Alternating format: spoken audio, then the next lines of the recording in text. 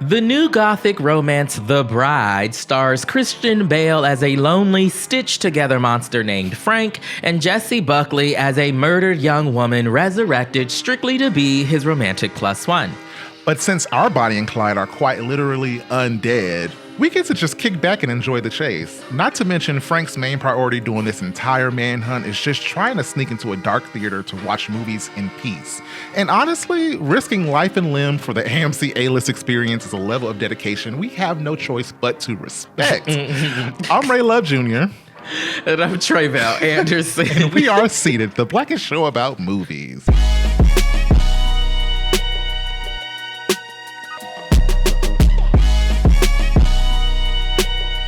Welcome, everybody. Welcome. If you are new here, welcome to the congregation. Take a seat, grab a plate. We don't bite. And if you've been here before, that means you like what we do here. So make sure you tell the world. Like, comment, subscribe, okay? Yes. Waste no time. Go do that right now. We ain't getting the show started until you tap that like button. Go ahead. Tap it.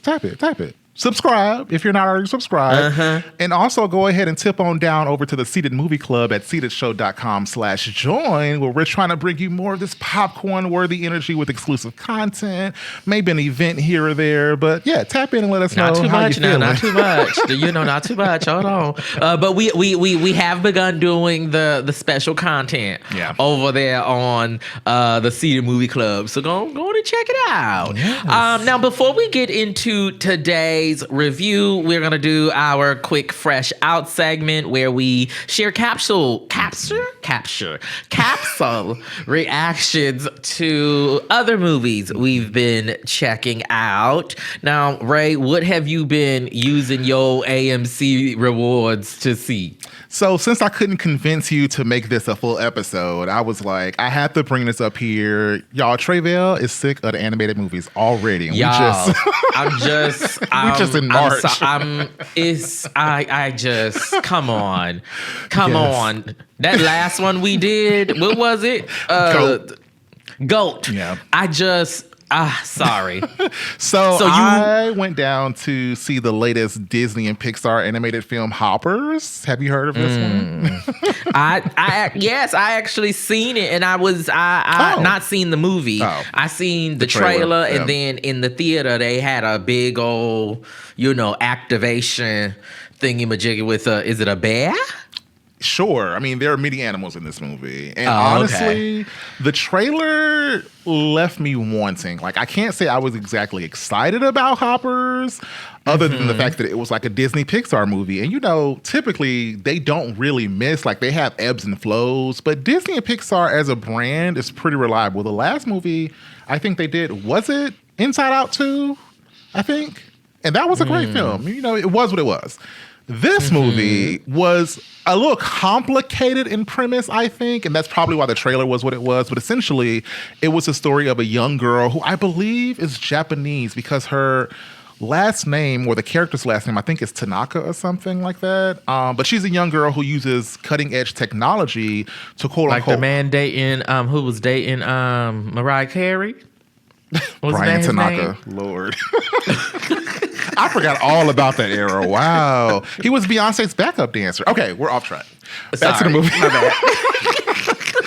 So in the movie, she's a young girl who's using technology to hop her consciousness into a hyper-realistic robot beaver to try to infiltrate the animal kingdom. So think like Avatar, how they take your consciousness, put it into a body so that you can essentially immerse yourself or integrate yourself into the world of animals.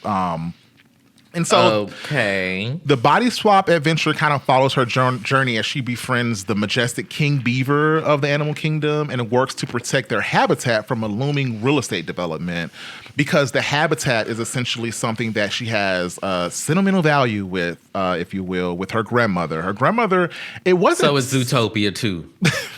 Not really, but the animals are talking. This is Zootopia 2. There are a lot of talking animals. This is Zootopia 2. Down to the development and the changing up of the land. Yeah. And that other one, and Goat. Goat had a little community, land, home pride. It's a lot going. This is why we didn't do a full episode on this. I mean, but I honestly think that there was a bit to chew on with this because you know how Disney does. They like layer in their different, what would you call it? Like things that are themes, yes, but it's like a analogy or like a metaphor. Yes, like metaphors for real life, whatever. Anyway, we're experiencing is allegory. There you go, SAT, Ivy League education. Well, yes. So essentially, we have allegories for like social justice movement leaders. Because this character, essentially, she is I guess you can say like an environmentalist of sorts. Like she's really trying to protect animals and trying to protect the land. And the developer is coming in trying to break it up and build a highway. And it's really exploring something interesting there where her motivation for trying to save the space is because it holds personal value to her specifically and personally. And she uses that passion to drive her to fight against the government by using the community of the animals for her plight. And it kind of gets to the point of like what happens when you're an outsider to a space trying to use their community to fight your specific purpose and presenting it as a public game when it's really a personal mission. So there's something interesting to tussle with there, but it's also a kid's movie, so it's not that deep. But it's like if you think about it, it's something really interesting. And I like the animation of it because like when the animals are talking to each other, the animals have like that Disney big-eyed look. But when the humans in the world are perceiving the animals from their perspective, they have like the beady, cute eyes and just look like animals that they can't, obviously communicate. But it was a fun little cute movie. I'd say like kids will definitely love it. It was definitely more for like kids than Goat was. So yeah, it was a cute film. So if you ever catch your way down over at the theater and you see Hopper's Tre'vell, give it a chance. I think you would appreciate it. I won't, but I thank you for your service. Fine. All right, so did you see anything? I know you've been traveling a lot. Any interesting spots you've seen on planes of people watching movies or, Lord help me, news?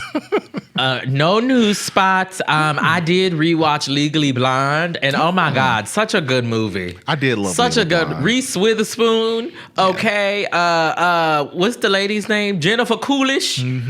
Okay, y'all will always be famous in my household. I suddenly want a hot dog. Yes. Bend and snap and everything else.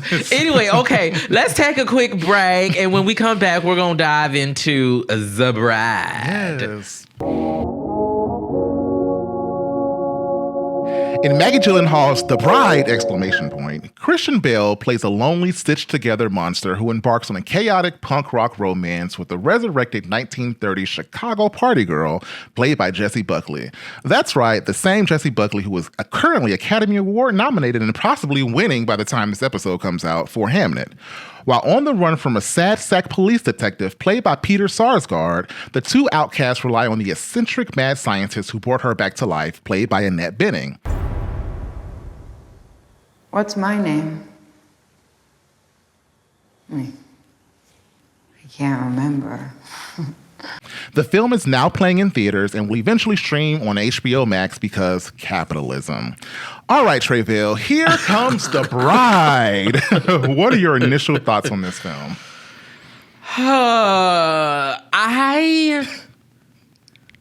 I struggled with this one. Really? Oh. I did. So first and foremost, I didn't know who these people were until moments before we started recording here. And I was reviewing the script. Which I actually love. I love that you went in. I said Jessie Buckley. Yes. Christian Bale, Batman? Yes, The Dark Knight specifically. I did not see that. Yeah. But then I realized that I just don't recognize any of these white people. And I don't know if that's a good thing or a bad thing in terms of what my experience was watching the movie. You know what I mean? Yeah. Especially because, like you just said, Jessie Buckley probably gonna have that Oscar by the time this come out. Yeah. You know what I mean? Y'all listen back to the Hamnet episode, okay? I struggled with the tone of the film. And Yeah. And so I struggled. Yeah. I struggled with this one. What about for you? You the reason why we was watching it in the first place. Am I the reason, or is the box office the reason? You are the drama. We didn't have that many options. It was either this or Hoppers, and you said no to Hoppers. You're right. So it's interesting you bring up the tone, because the film opens with a monologue, and it's really dramatic. It's really like, I think a bit. It's not one of those narrations that helps you settle into the film. It's one of those narrations that kind of like decenters you or unsettles you for what's ahead, in a sense. And it literally, I think that narration ends with, "Here comes the mother bride." I'm gonna bleep that for the kids at home. But they heard it before. Sure. But that kind of set me up for what we were getting. I was like, oh, this is going to be like big jazz hands energy in this film. And so the performances were big. I think they kind of like, for the era that they were trying to call in and for what they were trying to present, I think the performances really did kind of make the film more interesting for me. I really did not get what we were going to have. All I knew was like it was a Frankenstein story. I thought the trailer that I saw for it was really interesting. Like it was one that I was like, oh, it has a pulse to it. Like the music in here is seemingly interesting. And so yeah, I was more into it than I anticipated. It was a monster movie, but not so horrifically monster that like I was grossed out to where I couldn't watch it. So yeah.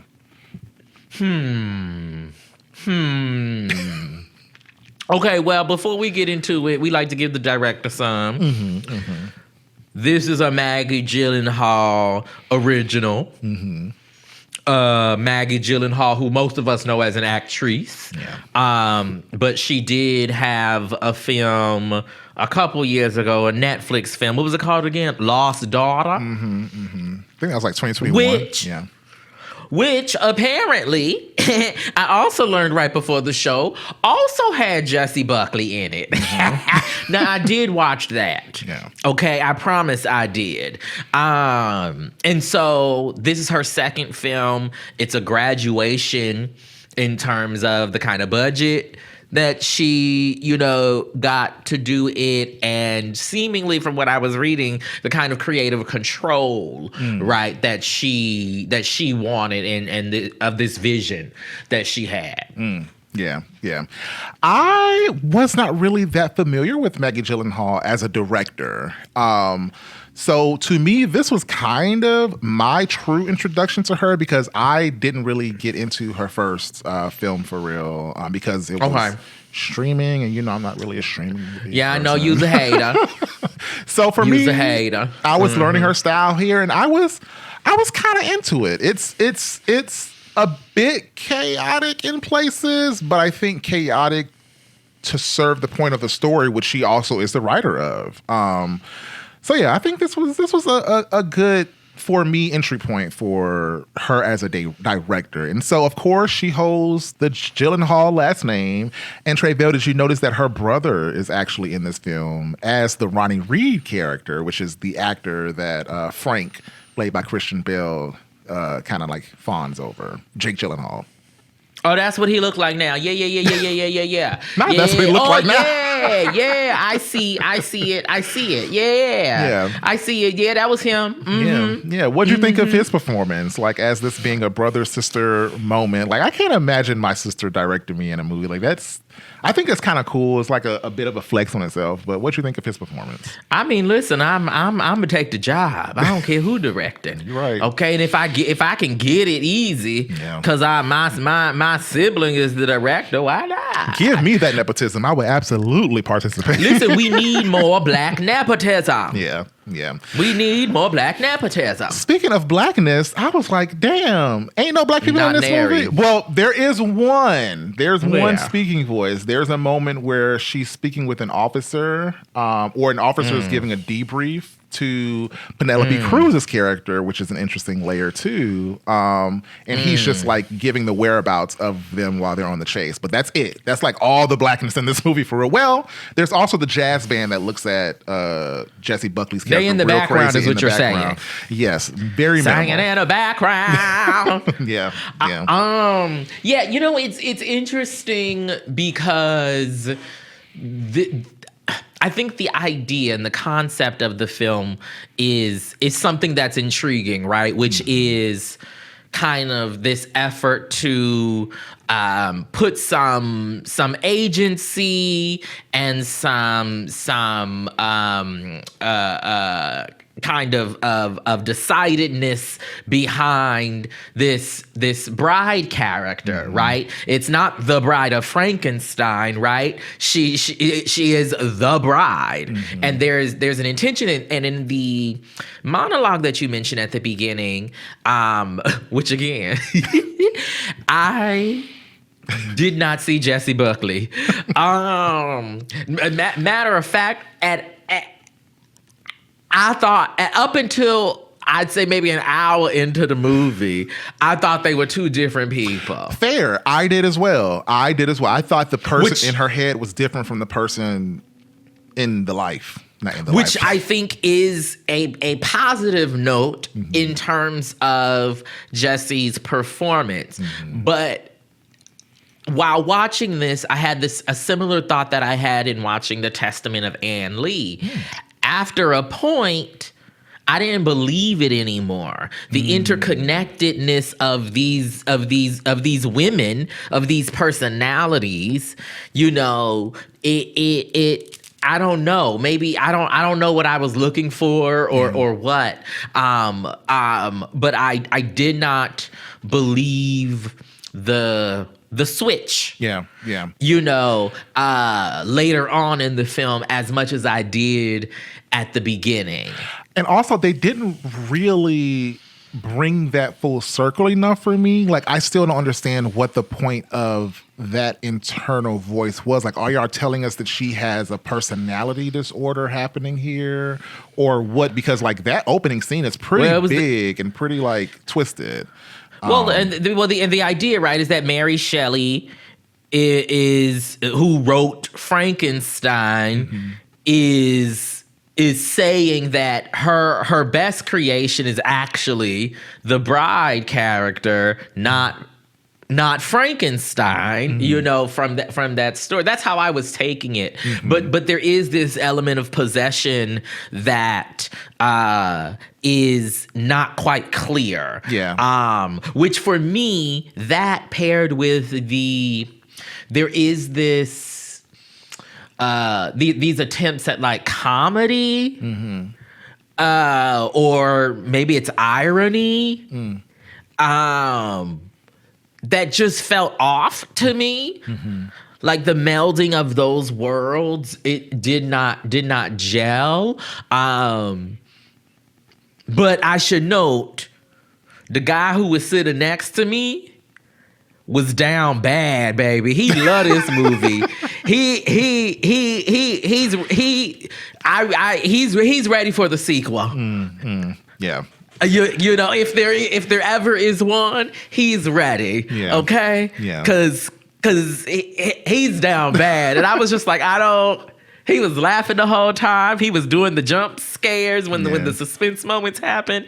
It worked on him. Were there a lot of folks in your theater when you went to see it? Like, paint that picture for us. Yeah. It was probably the fullest theater I've been in since we started doing this thing. Oh, wow. Maybe. It was because it was also, you know, opening day. Wow. I went on opening day, if I'm not mistaken. And so it was fairly full, and they enjoyed themselves. Them people enjoyed themselves. Nice. I went on a Thursday night, and this was like a 7:00 showing, so it was pretty. I would say pretty prime, but Thursdays can be folks getting off work and all of that. But the theater was pretty sparse. I would say like there were maybe 2 people on each row, but folks were reactive to it. And I'm actually curious about what the box office performance of this was. I'm looking at it now, and it looks like it was hit about 17 million worldwide. But I know it had like a budgeted box office or budgeted production cost of about $80 million, which looks like it's underperforming. But maybe it just needs time to find its audience. It's just like week 1 out, so we're gonna see. I'm gonna keep tracking this one though.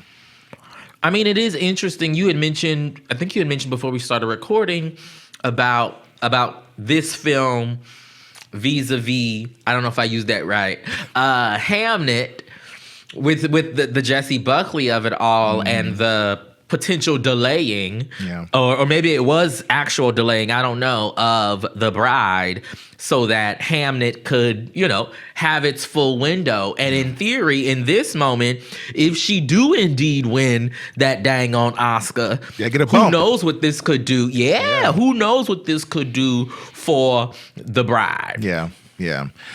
I'll be following it. That's definitely one that I'm going to keep my eye on, just because, as you mentioned, there are a lot of interesting kind of like ties to this film. So without giving much away about the movie, what was like a standout scene for you? Like what was one where you were like, oh, this scene hits, or like I'm really into what they're doing here? I don't know that they're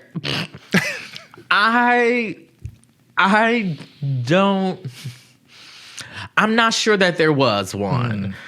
A highlight.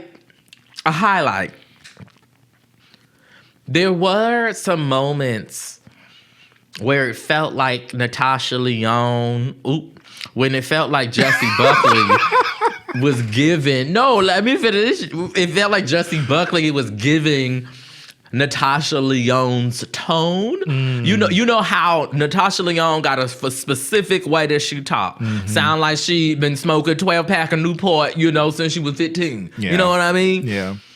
There were moments where I heard that kind of tone coming out of the Bride character, and it piqued my interest, and I said, there's something interesting there.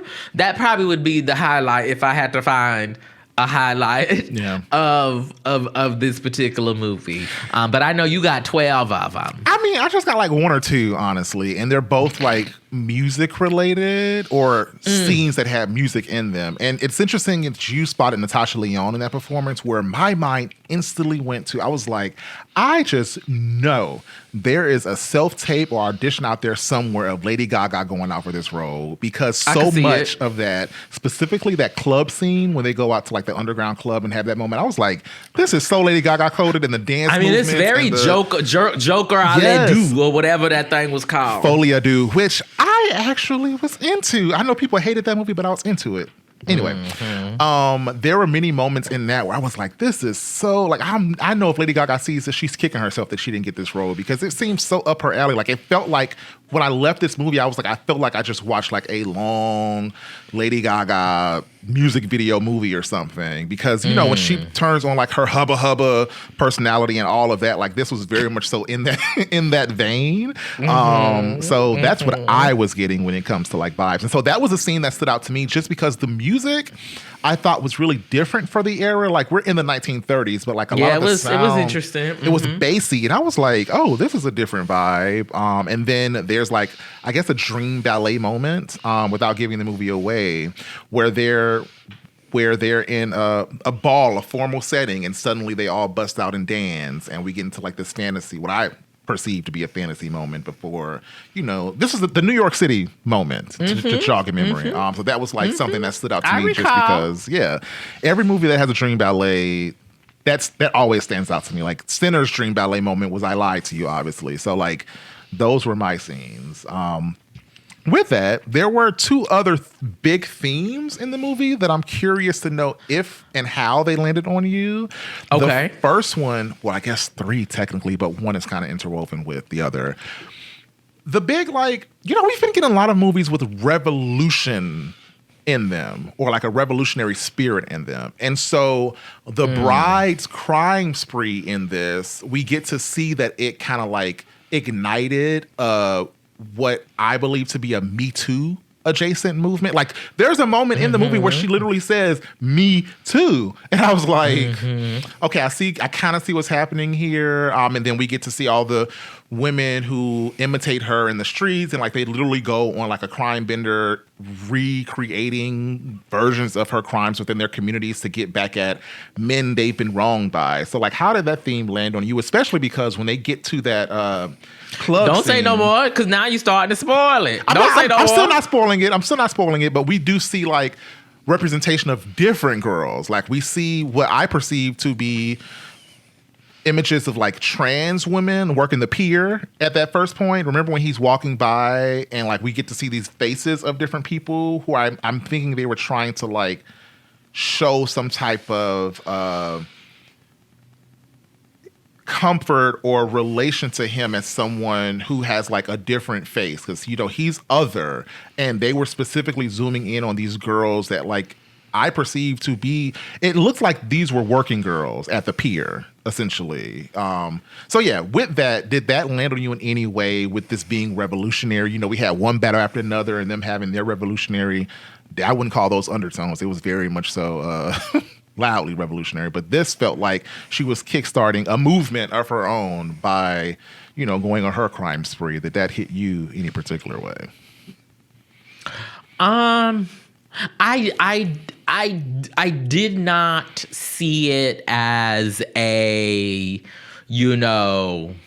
rumination on Me Too or explicitly, though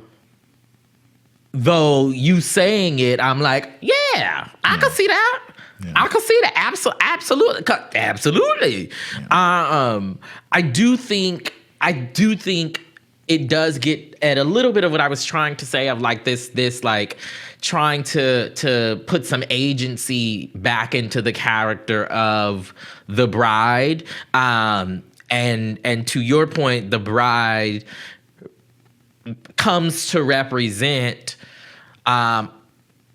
women. Yeah. Woman, and the other. Mm-hmm. And yeah, it did not hit me that way though. Like I didn't see it as like, the him being in community with these other forms of others. Mm-hmm.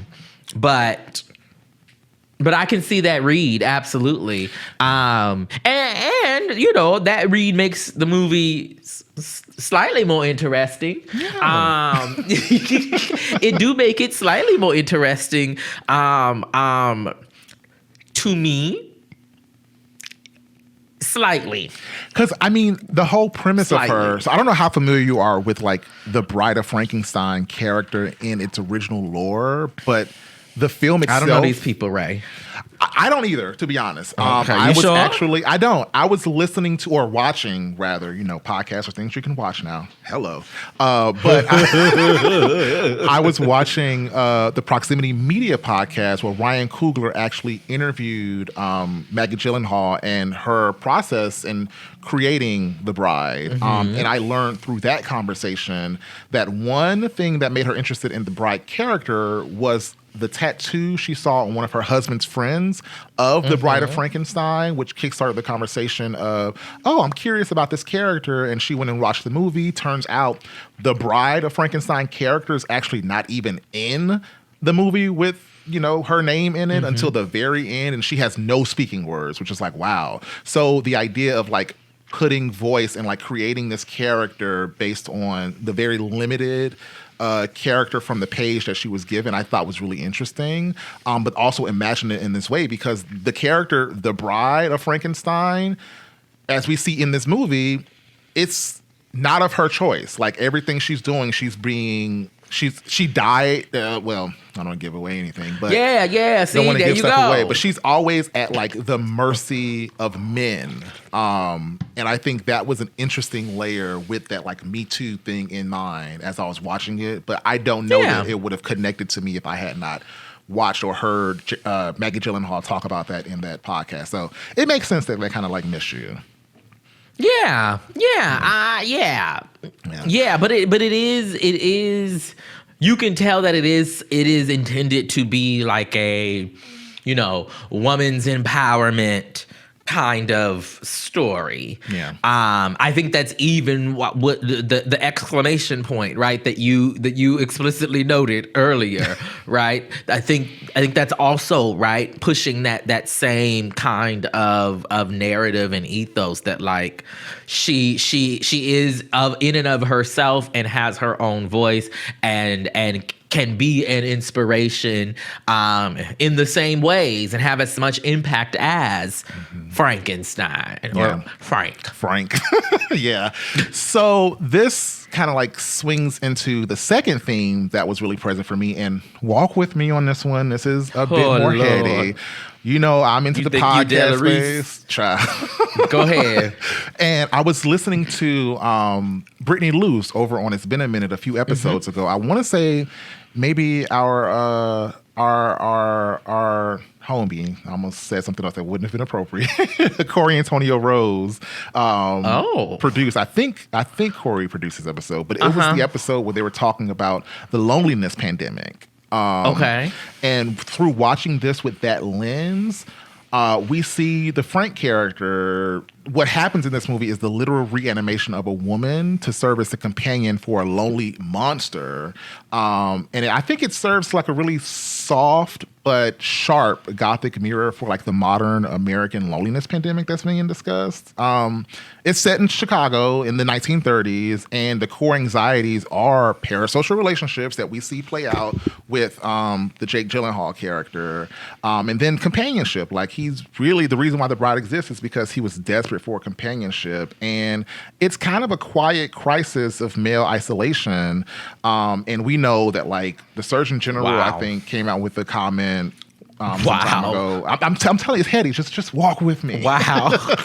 But the Surgeon General, Vivek Murthy, I think is his name. Yes. He noted the chronic loneliness can lead to political extremism and polarization. Is that the current one or the previous one? I can't keep up. It doesn't matter. And a breakdown of civic empathy. And like, loneliness is not just like a feeling of being sad. In both the film and in like today's society, it is a destabilizing thing. And we see like what can happen. Like, I don't know if you just saw this video that's going viral now from South by Southwest, where this man went up to the stage where Keke Palmer was leading, I think, a conversation on the new Boots Riley film with the cast. And he literally like proposes to her in the middle of her talking. And I'm like, this is wild. Like, this is a representation of kind of like what we see play out in the film without giving anything away. That I found interesting. So I was just like thinking about this, and this was in the back of my head, like the loneliness pandemic and just like how people are experiencing this and the things that can happen when it's left unchecked and left like people ain't going to therapy. And like the 2024 Harvard report suggested that giving is a primary cure for loneliness, but the film kind of subverts this by showing that like the connection can't be forced or built to order, which is kind of like where the bride's character brings in that tension between those two characters in an interesting way. So did that click for you at all? Like, I know this is like a bit much, but this is the type of things that go through my head while I'm watching movies. You can say shit. And I'm trying to like make sense of them, because when you present certain themes that are kind of front of mind for me, it's hard to get past it. And so like I'm viewing these things through a lot of these lenses, and then that's what landed for me. Wow. Well, your mind. Your mind. Okay, I mean,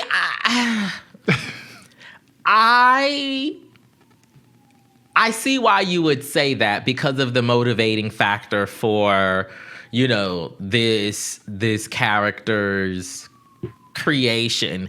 And also, I think there is something to the way the Mary Shelley character is used and fronted in this narrative that complicates, at least for me, the motivation for the bride being him. I think that's what is said, but she's possessing this lady. Yeah. Or whatever, and so there feels like some other levels there for me. That being said, I think the general point that you are making and the ways that this character of the bride could be seen to be, pushing back or addressing or complicating that, fine. I see where you're going. I don't know that was in Maggie Gyllenhaal's mind, but maybe it was. Yeah. You know what I mean? Maybe it was, because we have seen all kind of coverage and literature and discussions over the last few years about the men's and which I got going on or don't got going on, as it were. Adolescence, the Netflix series that's been winning awards all over the place is also about, right, this loneliness epidemic. The Beauty, right, has a bit. You seen The Beauty? A bit of it. I didn't finish it. Okay, but me either. But it's a narrative that is in the culture in so many different ways and has been in the culture for so many different ways over the last few years, and so I can see how you put those together. Yeah. Well, but wow. I was like, I have to bring this up. I was like, I usually don't try to get that heady, but it was something that I could not get past in the movie because it was such a present thing. If you can't bring it up here, where can you bring it up? You're right. Okay, I will walk with you down most paths of cinematic scholarship and exploration. As we're walking, can we walk into the theater with someone else and tell the people who you think the bride is for if you had to guess an audience? Who is the bride for? Strong female characters. Okay. If that's your thing. And it is my thing. But I think it is interesting to me that as we talk about this film, right, we've been talking about Jessie Buckley probably having the Oscar by the time this episode comes out. But Guillermo del Toro's Frankenstein is also nominated. And so there's this. I have not seen that one, so I don't know. If there is any kind of connection just in the lore and the story and all of that, but it is interesting to me that they're both kind of out and about in the world at this time, and I don't know if that helps or hurts or complicates or just further contextualizes right the ways that Mary Shelley and the Frankenstein story right continue to have its prongs showing up in various different ways. Yeah, I agree. You hit all the notes for me that I was going to bring up for who this is for. So, gothic romance, dark fantasy, difficult female protagonists. Those are not difficult. I mean, who because you calling difficult? The bride, she's not exactly. She's kind of what I would call.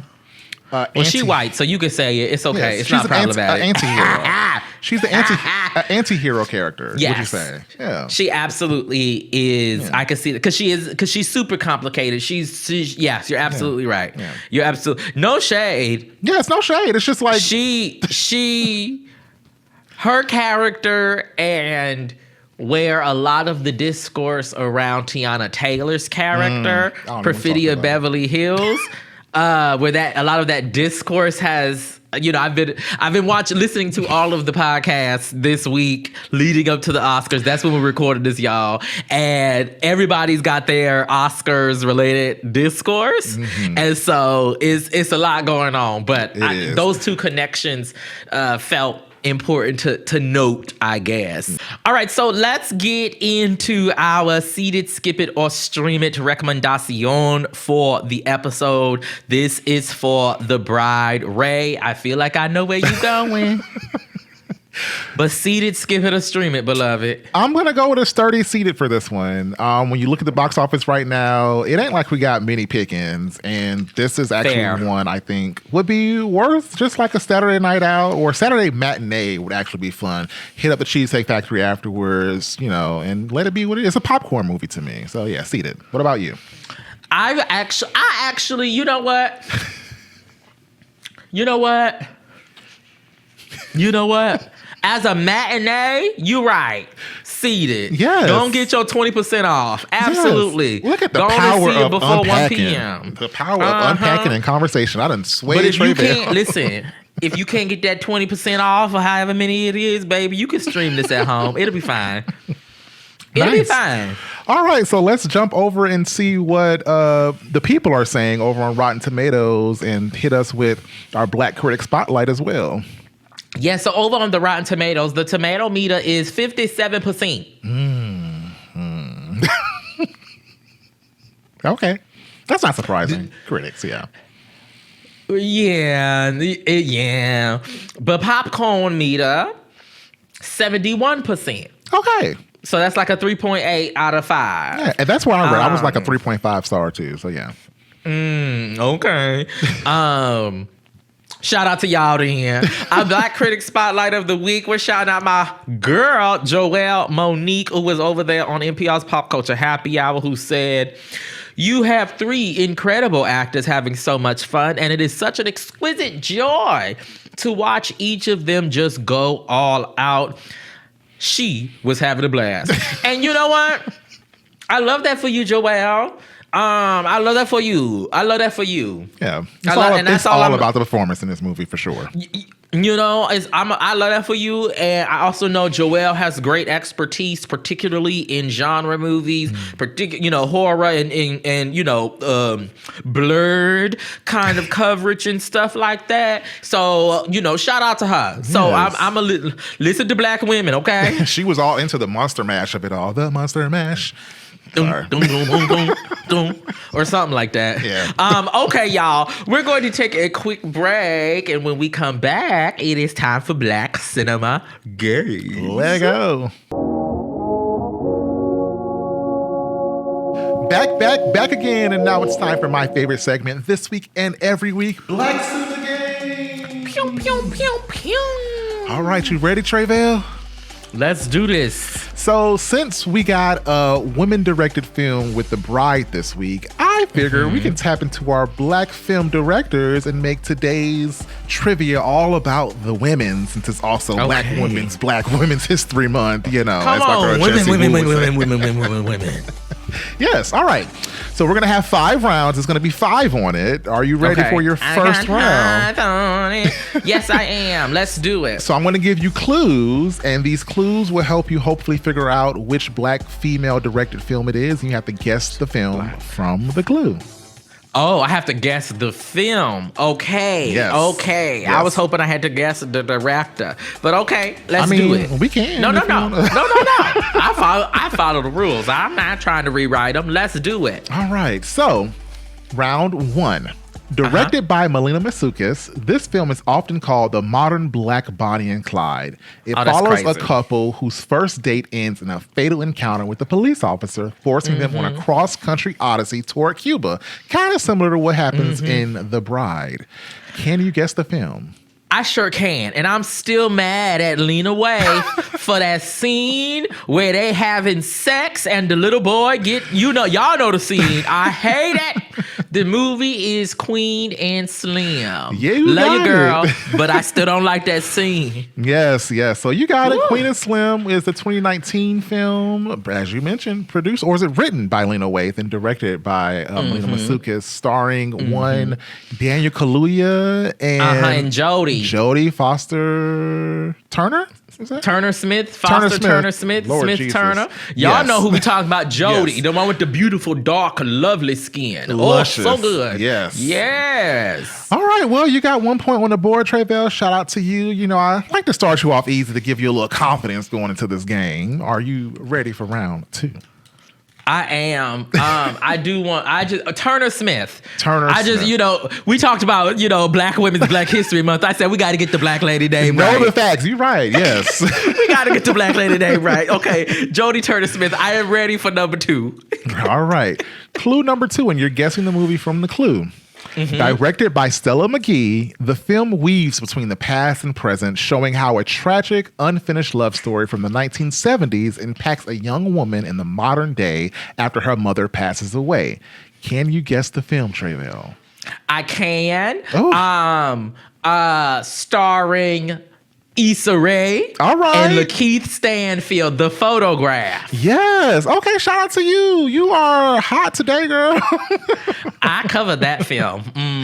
Shout out to Stella. I will say, while I love my girl Issa and Lakeith Stanfield, my favorite storyline in that film was actually, I guess, the B story. And it was starring Shantae Adams, which I think is a underseen, undercelebrated actress. Yes. And she was playing across from Elon Noel. Yes. So you would know him from, what was it? Insecure. Daniel in Insecure, yes. That was like really the heart of the film for me. And I wanted to live in that timeline a little bit more. So, yeah. And then also the best friends, Issa and Lakeith's best friends, played by, if I'm not mistaken, Tiana Paris and Lil Rel. Lil Rel, yes. And Kelvin Harrison Jr. is also in this as well. Kelvin, it's a great movie. Oh great my cast, God. Yeah. Will Packer production. It's a great, okay, hey Will. It's a good movie. I really enjoy it. It's streaming somewhere, I'm sure. Yeah, it's likely Peacock. I think it was Universal. Peacock, probably. So, yeah. Something like that. All right, so you got 2 points on the board. It's time to dial this up a little bit because you're getting a little too hot. Not too much. Not too much. All right, you ready for round 3? Let's do it. We're guessing the movie from its clue and its director. I think the director is really what gives it away for you because, they don't give the girls enough chances, and so they usually only got like 1 or 2. Fair. You're not wrong. You're not wrong. All right. Clue number 3, or round 3. This Southern Gothic masterpiece was the directorial debut of Casey Lemons.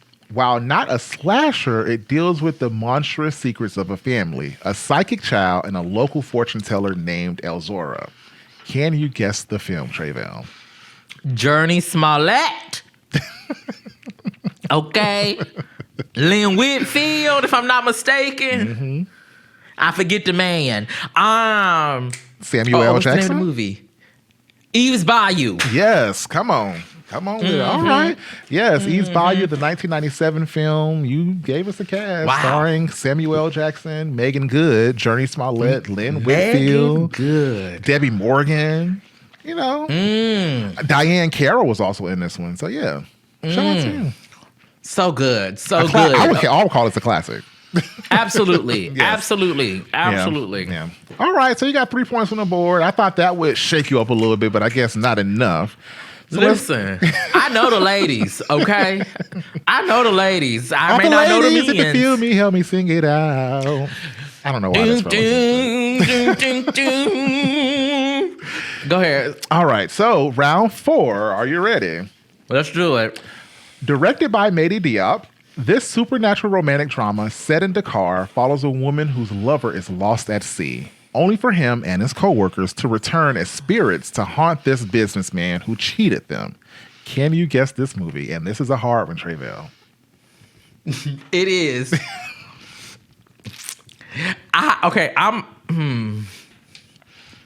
Is it called? I haven't seen it. I know I haven't seen it. Is it called Atlantics? Oh my God, I did not expect for you to get this one, Tre'vell. Wow. You really do be in your bag, girl. All right. Come on for you getting this. This is the I haven't seen it, though. It's the 2019 film Atlantics. Well, you may not have seen it, but it's still in your lexicon, as they would say. Yeah. I remember when it came out. Was that also a Netflix movie? For some reason, I don't know if I might have made that piece up. But I know it was a festival film. It was a Cannes film, if I'm not mistaken. Okay. Yeah, shout out to you. This is an international film I threw in here to try to throw you off your game, but as we can see, she is sturdy in her knowledge. You tried it. I did. All right, so you got 4 on the board. We do have one last one left, which maybe this one will do it, but maybe not, child. The way you've been working the scene.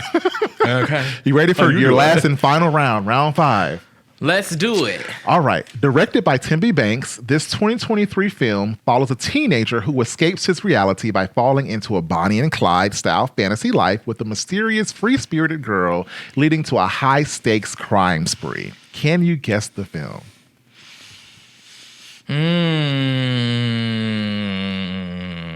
Give me that one more time. Run that back. Directed by Tim Banks, this 2023 film follows a teenager who escapes his reality by falling into a Bonnie and Clyde-style fantasy life with a mysterious, free-spirited girl, leading to a high-stakes crime spree. Kind of similar to what we see in The Bride. Dang. I can give you a couple more clues if you need them. Dang. Sure. I'll give you the cast. Algie Smith, Sanaa Lathan, Mike Epps, Taronda Jones. Oh, we finally... Are we going to break the winning spree? You've been on a streak these past few weeks. Have I finally tripped you up?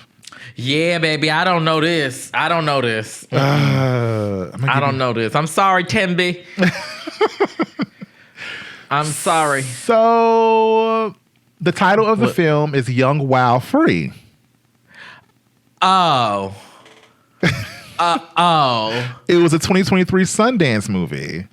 I heard of this. I heard of this. Yeah. I heard of this. I heard of this. I think it's probably the film closest to, outside of Queen and Slim, the themes in The Bride. So I had to throw this in here. But I figured this may be a very specific pull. And you set me up, but that's okay. Finally pulled you out of this winning streak so we can put Alpha back over in, where's she from? Oz? Yeah, you set me up. Put that broom away because the sweep is over, honey. This ain't even this wasn't in theaters. This a BET Plus original. It was a Sundance film. That don't count. We put in streaming movies here and there.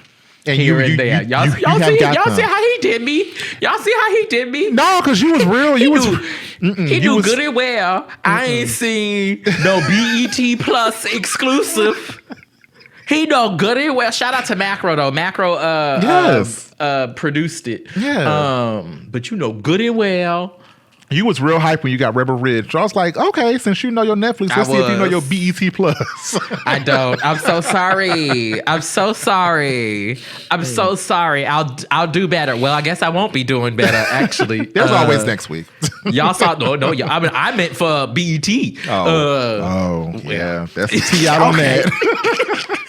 Let's wrap this up. Yes. All right. So you got 4 out of 5, and that's going to wrap up this week's Black Cinema Games. Now let's jump on over and wrap out the show. Yes. It's time for our Good Vibes Only segment. These are our recommendations to help keep your vibe in a good place. I'm going to start, if you don't mind. Go ahead. I hope I have not mentioned this on the show before, but if I have, charge it to my head, not my heart. What is keeping me happy? A number of years ago, maybe, was it last year? I think it was last year. I told myself that I wanted to read more. And that I particularly wanted to read some young adult books. And so I was recommended this book called Kings of Be More by R. Eric Thomas. Excuse me. And it took me a minute, and by a minute, I mean a year plus to actually get into the book deep. I read the first chapter or two. It is a YA novel about these 2 Black gay best friends who are, one of them is moving away. And it is the last day or, last few days before one of them moves away. And so they have their own kind of Ferris Bueller's Day Off extravaganza.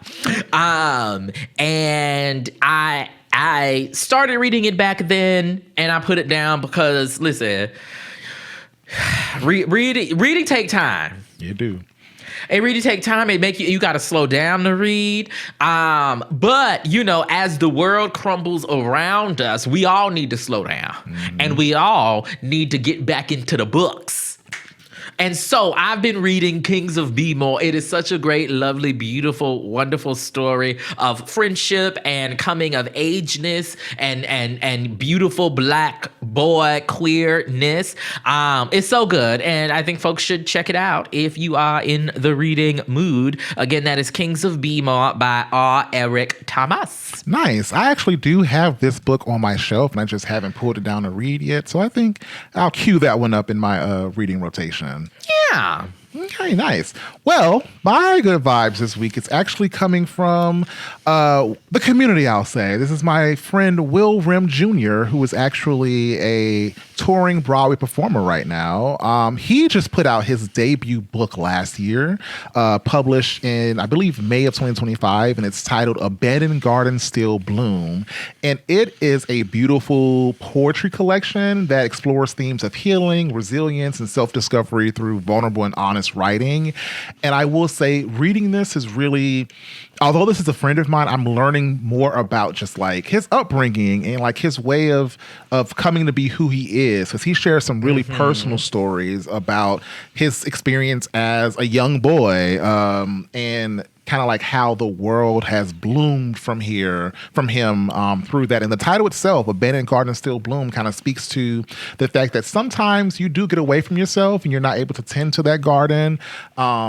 But even without tending to it, you can still blossom and grow. And there's a beautiful analogy, I don't want to give it away, in the book that really references this in a beautiful way. So I would highly recommend it. It's described as a guide for finding purpose and learning to love oneself again, rooted in the idea that buried parts of oneself are not dead, but waiting to bloom. So if you find yourself in a bookstore or down to the Amazon, go ahead and put Abandoned Garden Still Bloom in your cart and support Black poetry. It's by Will Rhem Jr. Don't go down to the Amazon. Go down to your local Black-owned bookstore if you don't mind. Yes. Okay. You can do queer-owned bookstore too. We okay with them too. Shout out to our girl down at Reparations Club. That's my favorite in the community. Yeah, shout out to Jazzy. Yes. All right. Well, that will do it for this week's episode. As always, make sure you like, comment, subscribe, tell your mama, your daddy, your sister, your brother, your auntie, and your uncle, okay, about the lovely conversations we're having over here at Seated. Yes. And thanks for joining us. And we will see you next week. Holla. If you enjoyed this episode, share with a friend. If you're watching us on YouTube, give us a like and tap that subscribe button. And if you're listening, give us a 5-star rating and review us in your podcast app or wherever you're tapping in today. It'll really help folks find us as we grow. Seated is an independently funded production, and your support can help us go further. Consider becoming a card-carrying member of the Seated Movie Club at seatedshow.com/join, where we'll bring you more of this popcorn-worthy content, special events, and more. And how do we do all that we do? Well, you know it's not by ourselves. Our theme music was created by Buckroll and animation by Ashung Adi, with creative consulting by Jade Fox and publicity support by House of Heralds. This week's episode was edited by me, Ray Love Jr. Seated is a co-production of Slay Jean and 5011 Media. It's hosted and produced by Tre'vell Anderson and Ray Love Jr. and filmed on location at the Walk Good Yard. See you at the movies. Holla! I wonder, this is a different way of spelling Sarsgaard, but I don't think it's Skarsgård. Like, no I would say this is not the same person. No. It's not that family. It's not. Right? It's not. It's spelled differently, but it's also like, oh. Ooh. What was that? Oh, you heard that? Yes. I had to click over to the screen and make sure you was okay. I thought it's not like you fell. Okay. Behind me is the trash chute.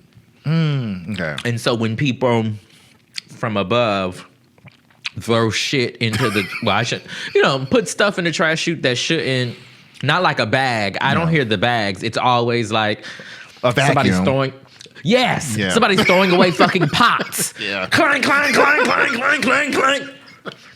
Tre'vell. I'm serious. This is what I mean by polarizing.